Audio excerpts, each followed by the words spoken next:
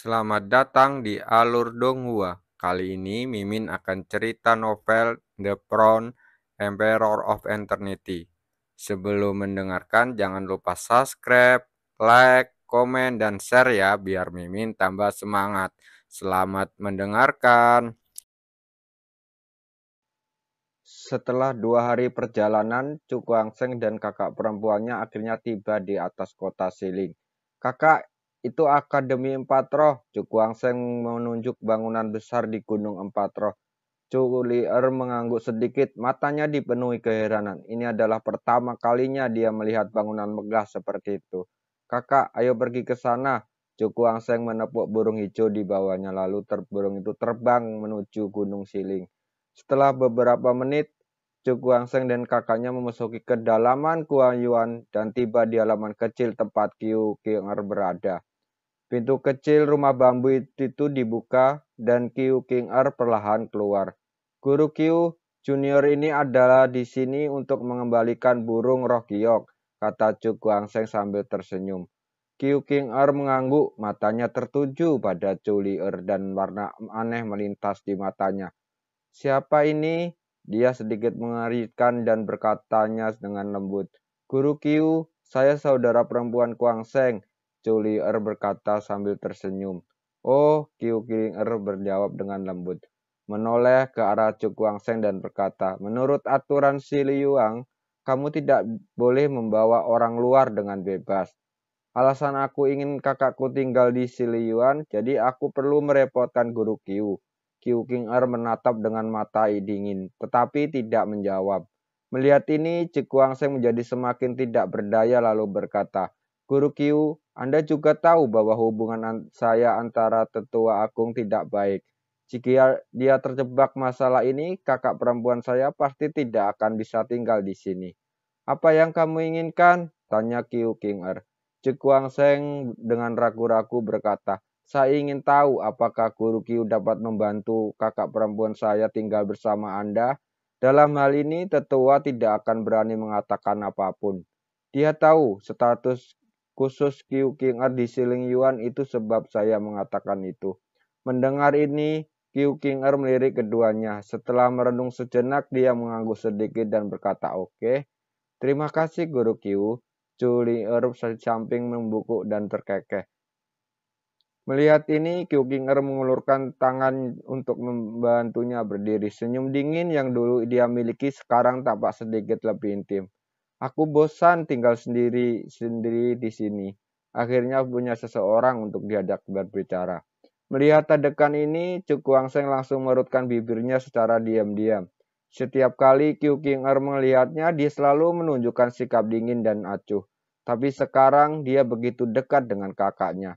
Dia tersenyum tak berdaya, tetapi kekhawatiran di hatinya berkurang banyak karena saudara perempuannya diizinkan tinggal bersama Kiu Kinger. Tentu tetua agung pasti tidak punya pilihan selain tutup mulut.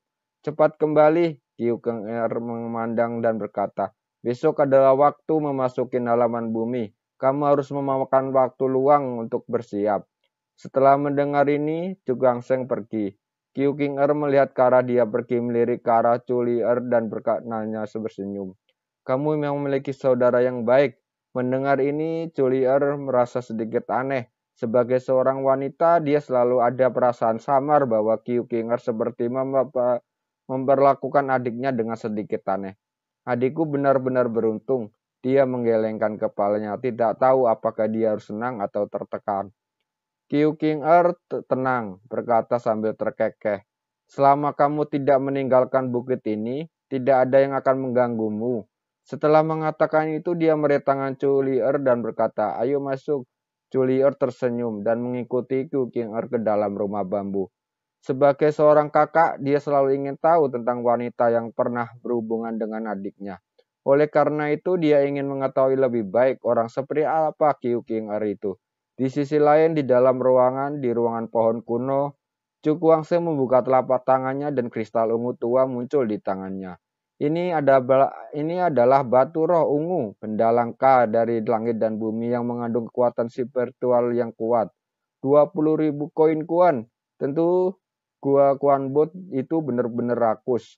Dia membelinya barang dari sesepuh Gua Guanbo, dan itu bukan dari Gunung Guanbo. Jika benda ini tidak dapat membantuku menembus ke level pertama, maka itu salah besar membelinya. 120.000 koin misterius setara dengan 12 juta koin emas di dunia luar. Dengan harga setinggi itu, jika digandakan lagi, hampir mustahil untuk membeli teknik atau seni bela diri bintang 9 yuan. Setelah berpikir sejenak, Chu Kuang-seng meletakkan batu roh ungu di depannya, membentuk segel dengan tangannya, dan kekuatan hisap tiba-tiba muncul di tengah alisnya, membungkusnya di sekitar batu roh ungu. Batu roh ungu bergetar, dan kekuatan spasial kuat melonjak darinya, tersedot ke istana bawah olehnya. Seiring berjalan waktu, Chu Kuang-seng dengan jelas merasakan bahwa kekuatan mentalnya di istana surgawi mulai berkembang pesat. Ya, uang ini dibelanjakan dengan baik. Di hari kedua, Chu Kuang-seng perlahan membuka matanya, dan secerah cahaya keluar dari mulutnya. Pupil matanya yang awalnya gelap menjadi lebih dalam. Kelas 1, tingkat atas. Dia mengulurkan tangannya menyentuh alisnya yang sedikit bengkak. Ekspresinya dipenuhi dengan kegembiraan. Dengan kekuatan mentalnya saat ini sebanding dengan pria kuat ketujuh di alam menara roh transformasi. Jika dikombinasikan dengan seni transformasi roh 4 simbol, bahkan para master peringkat bumi tidak akan berani menganggapnya enteng. Chu Kuang-seng bergumam akhirnya bangkit meninggalkan ruang pohon. Di alun-alun di Yuan, awalnya hanya ada sedikit orang yang datang dan pergi. Tapi saat ini lusinan murid-murid berkumpul dan semua orang ini adalah yang telah memperoleh kualifikasi untuk memasuki halaman bumi. Seorang lelaki tua di depan melambaikan tangannya ke kerumunan. Tunggu, pada saat ini suara tiba-tiba datang dari kerumunan. Hui Wuchen, apa yang kamu lakukan? Tetua Agung sedikit mengeri. Tetua Agung, tunggu Chu Kuang-seng, masih belum datang. Hua Chen berkata dengan tangannya ditangkupkan. Mendengar ini, tatapan dingin tiba-tiba muncul di mata Tetua Agung. Dia mendengus dingin. Apakah kita membiarkan begitu banyak murid menunggu hanya demi dia? Tapi, kata Kue Won Chen cemas, jika dia melewatkan hari ini, dia ingin memasuki halaman bumi lagi, itu akan menjadi masalah besar. Tetua Agung melambaikan tangannya untuk menyala berbalik dan berjalan menuju halaman bumi. Hahaha, aku sudah membuatmu menunggu lama sekali.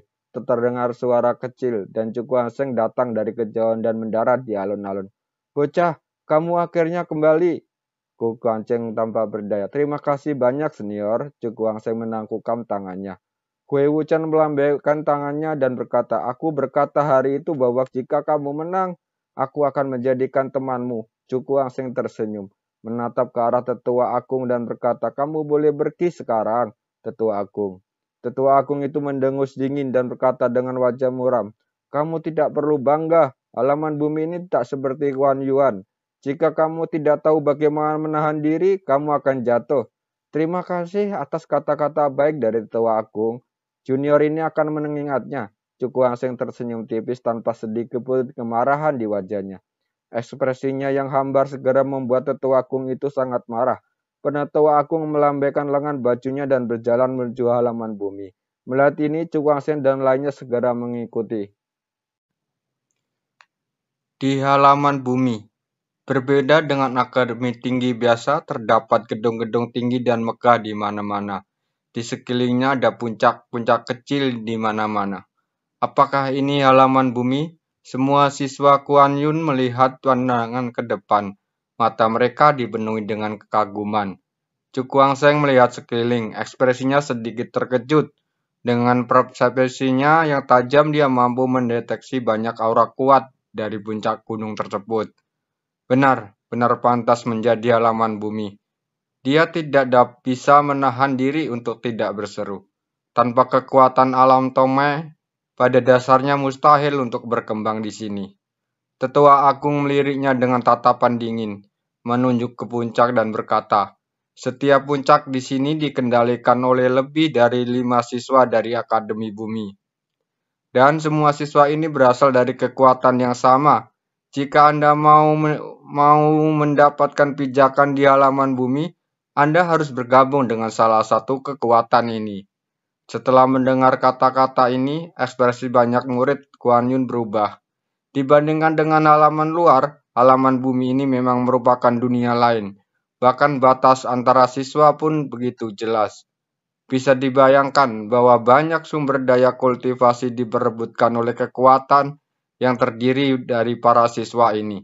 Dan identitasnya pasti akan jauh lebih besar daripada kekuatan di halaman luar. Tentu saja, jika Anda tidak ingin bergabung dengan salah satu kekuatan, ada cara lain untuk mendapatkan pijakan di halaman bumi. Begitu Tua Agung mengatakan kata-kata ini, dia segera menarik perhatian para murid. Melihat ini, Tetua Agung tersenyum ringan dan berkata, metode ini adalah menerobos pegunungan. Semua orang bingung. Tetua Agung berkata dengan tenang, yang disebut menerobos gunung adalah menantang pasukan siswa di puncak gunung. Jika Anda menang, Anda secara alami dapat menduduki puncak gunung ini. Tetapi jika Anda kalah, pada titik ini matanya tampak seperti dia sedang santai, menatap ke arah Cukuang Seng dan berkata, aku khawatir mulai sekarang kalian tidak akan dapat tempat di seluruh halaman bumi. Sebuah suara samar terdengar yang segera mengejutkan banyak siswa. Akhirnya cerita seperti ini sungguh menyedihkan. Tetua Agung, apakah ada seorang siswa yang berhasil merobos gunung di masa lalu? Seorang siswa bertanya karena penasaran.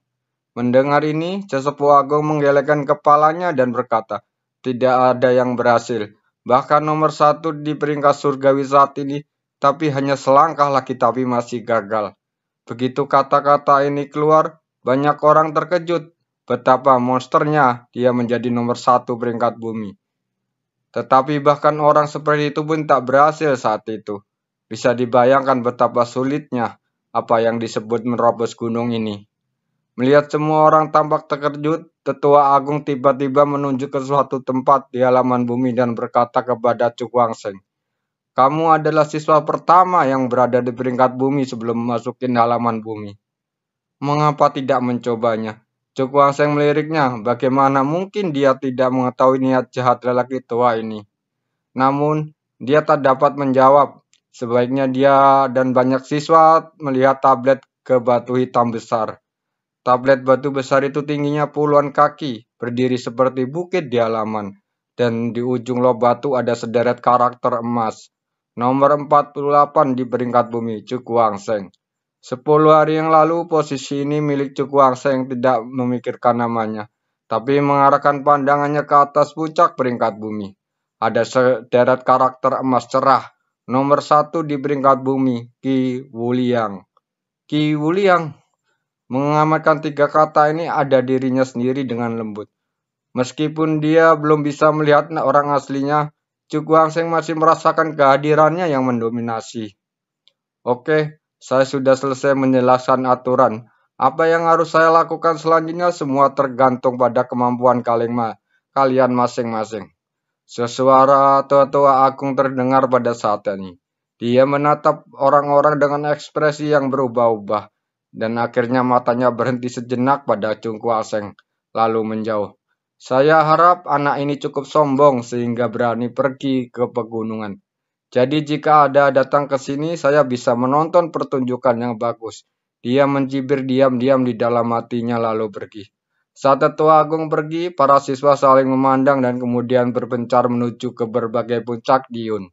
Saudara Chu, apa yang kamu rencanakan? Kue Wu Chen dan beberapa 10 murid peringkat misterius datang dan bertanya sambil tersenyum. Cukuang Seng melirik ke arah puncak gunung. Itu warna aneh muncul di matanya. Dia tersenyum lalu berkata, senior, pernahkah kamu mendengar kolam Roes?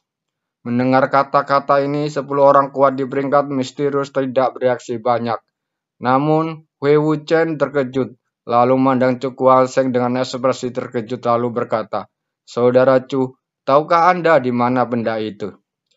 Dia pernah mendengar tentang kolam Roes sebelumnya.